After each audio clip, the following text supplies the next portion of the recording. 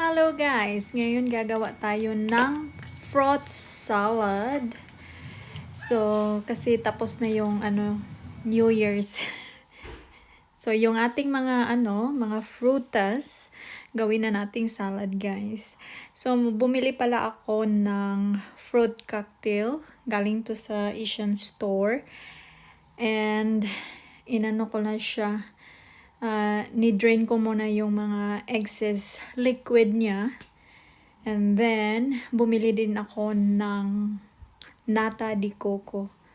Kasi pang paano siya, pang pakulay, pang palasa. Masarap din yan siya guys. Kaya, yun lang. Marami doong different kind of nata de coco. Pero, maganda yung grain kasi ito daw yung lucky color. So guys, kino-compare ko yung cherry dito sa Australia at saka yung cherry na galing sa fruit cocktail from Philippines. Iba talaga guys. Tapos tinikman ko siya, iba talaga yung lasa. So, iba talaga yung fresh fruit compare sa nasa can na, 'di ba? Anyway, nilagyan ko siya ng fresh cherry fruit, and nilagyan ko rin siya ng plum para magkakulay kasi puro yellow yata yung mga fruit na nasa can. So, yes, lagyan natin ng pangpakulay guys. So, marami pa yan siya. Maraming prutas. Oh my God, ang daming prutas sa fridge. Kasi nga daw, pang paswerte, sana totoong maswerte tayo ngayong 2024 guys. Masarap pala yan. Nilagyan ko pala ng din guys, ng peach. Ano ba to? Peach ba yan? Naku, hindi ko na maalala kung ano nilagay ko dyan.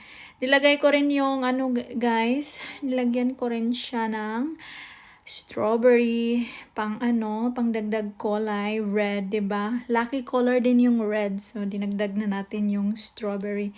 Lagyan din natin ng color green, like lagyan natin ng grapes para magka-kulay din siya.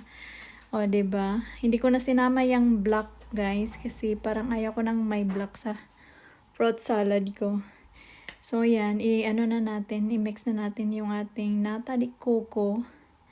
At saka yung damihan nating paglagay ng grapes guys kasi marami akong grapes dyan.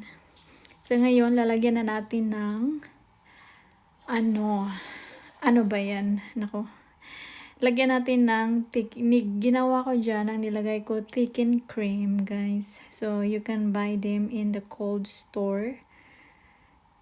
You can get that in the cold store, yung thickened cream. Mas maganda siya kasi creamy yung mga prutas. Creamy yung fruit salad mo, diba?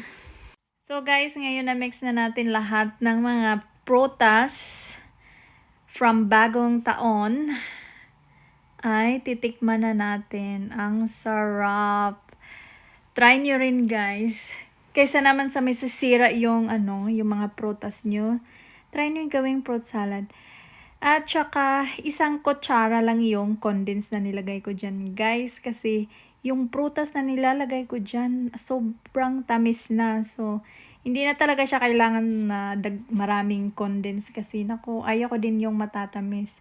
Nilagyan ko rin pala siya ng cheese. Yung quick melt cheese na na bibili ko rin siya sa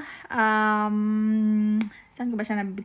Sa cold area guys. Hindi siya Eden cheese. Ano lang siya, quick melt cheese. So, masarap naman siya, i-mix mo dyan. So, ngayon, i-mekos mo na lang yan. Ano ba yan? Nakikioso na tayo.